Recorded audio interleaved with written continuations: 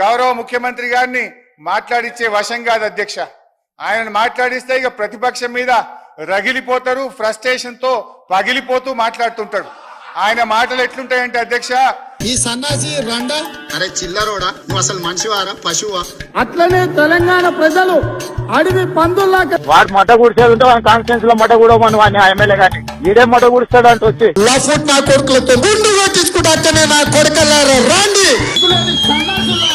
నీ అమ్మ ఎవడన్నా నీ బతుకు జడం నీకు కూడా మనుషులేనా? నీ అయ్యో అరే సన్నాసుడా, అందరిని బట్టలు తీసుకొట్టిస్తా కార్యకర్తలు పెట్టి సమాజం చేసిరంటే అందరికి ఈ విమానం అవుతా మోగుద్ది.